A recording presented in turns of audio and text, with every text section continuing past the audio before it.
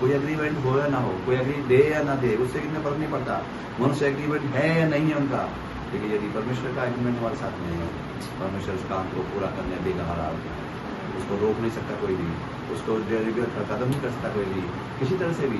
कितना निरादर, क्योंकि जब हमारा निरादर होता है तो नेचुरली हमारे दिमाग में, अरे यार इतना बुरा, इतना बोल दिया, इतना बुरा नहीं बोल रहे बड़े दिमाग में, इतना बुरा बुरा मैंने सुना, इतना बुरा बुरा लोग बोल रहे मेरे बारे में, हमारे बारे में, काम के बारे में, सेवा के बारे में, इतना बुरा बोल दिया यार, छोड़ो जान दो। जब निरादर होता है आदमी कंप्लीटली टूटता है। लेकिन प्रभु यीशु मसीह की तरफ देखना जरूरी है।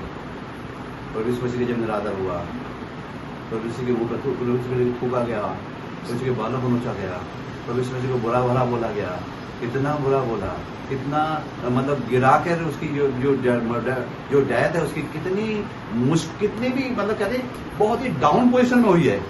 मतलब उस कितना थूकना उसके ऊपर, या उसके बाल नोचना, या उसके ऊपर बल्दी मारना, या कहना ये मारना, उसको मतलब बहुत ही ज्यादा उसकी जो जितनी भी मतलब अगर देख जाए बहुत ज्यादा इज्जत को नीचे ला दिया गया है।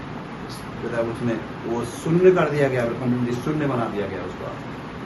तो उसमें जो परमेश्वर का पुत्र है उसको कंप्लीटली यहाँ शून्य कर दिया गया है। और जब शून्य बना है तभी वो शिरोमणि बना है।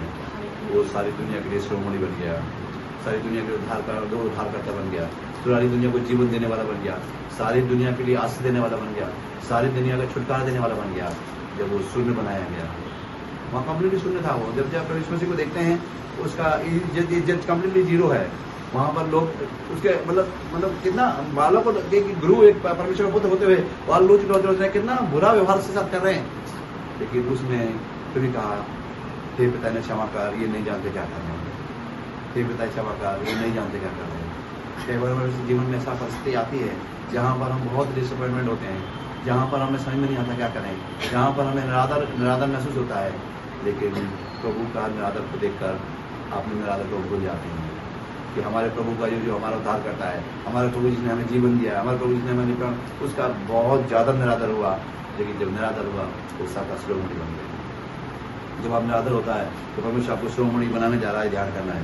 तो उसे शिरोमणि बनाने के लिए तैयार किया उसने। यहाँ पे कितने कहता है, यहाँ पे कहता है 8 में कहता है कि उन्होंने शहरपनाह को बना दिया। क्यों बना दिया, कारण क्या है?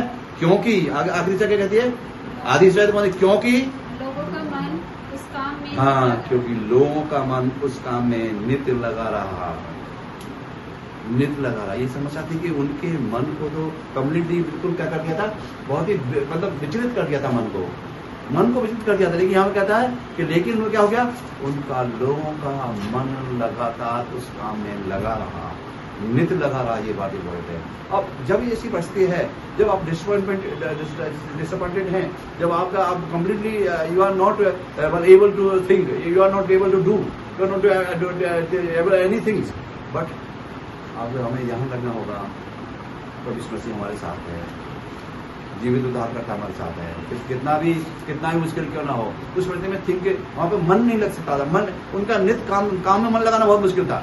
काम में नहीं लगेगा, मन करेगा छोड़ो यार, काम में नहीं लगेगा क्योंकि हमारे लिए बहुत मुश्किल हुई पड़ी है, हमारे लिए समस्या हुई पड़ी है, हमारे पैसा नहीं है, हमारे पास चीजें नहीं है, हमारे पास ये चीजें नहीं है, और ये चीज आधा सही ये चीज नहीं है, हमारा मन नहीं लग रहा हमारा, क्योंकि हम परेशान है। लोग सुनने हो रहे हैं, लोगों की ताने सुन रहे हैं, लोगों की समस्या सुन रहे हैं, लोग बुरा बोल रहे हैं, लोग बुरा सोच रहे हैं, लोग बुरा कर रहे हैं हमारे साथ में।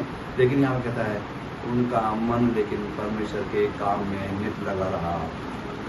उनका मन उस दुनिया की बातों को छोड़कर, जो उनके बारे में बोल रहे थे, जो उन्हें रिस्पॉन्ड कर रहे थे, जो उनके बारे में बुरा कर रहे थे, जो बुरा समझ रहे थे उनको, लेकिन उन्होंने सब कुछ छोड़कर केवल परमेश्वर के एक मंदिर को बनाने में अपना मन नित्य लगा के रखा। इम्पोर्टेंट यहाँ पर यह है कि परमेश्वर के काम को बनाने में नित्य अपने मन को लगाना इम्पोर्टेंट है। लोग क्या करें डजंट मैटर, लोग क्या सोच रहे हैं डजंट मैटर, उसे कुछ फर्क नहीं पड़ता। लोग क्या सोचते हैं, क्या करते हैं, सोचना परमेश्वर मसीह को है। यदि परमेश्वर मसीह हमारे लिए सही सोचता है तो दुनिया के सोचने से हमारा कुछ बिगड़ने वाला नहीं है। उन्होंने कितना लोग सोचे, कितना उन्होंने काम तोड़ दिया, बिगाड़ दिया, खत्म कर दिया, क्या करेंगे, कितना हम लोगों बोला, कितना डिस्टर्बेंस कर दिया, कितना उनके लिए बुरा कर दिया। लेकिन वो उनका फिर भी परमेश्वर, उनका फिर भी जो क्या था, उनका रोजाना नित्य मन उनका परमेश्वर के काम में लगा रहा। परमेश्वर ने ये काम इसलिए शुरू किया है कि आपका मन नित्य लगा रहे इस काम में, तभी इस काम को तभी इस काम को आगे बढ़ा पाएंगे, तभी इस चीज़ों को बना पाएंगे, तभी चीज़ों को आगे बढ़ा पाएंगे। और बात बढ़ाने की नहीं, बात लोगों के उद्धार की है, बात लोगों को जीवन दिलाने की है, बात लोगों के लिए आशीष दिलाने के लिए, बात लोगों के लिए जीवन उद्धार दिलाने के लिए, बात कम्प्लीटली जो लोग कम्प्लीटली नीचे गए हुए लोग हैं उनको उभारने के लिए है।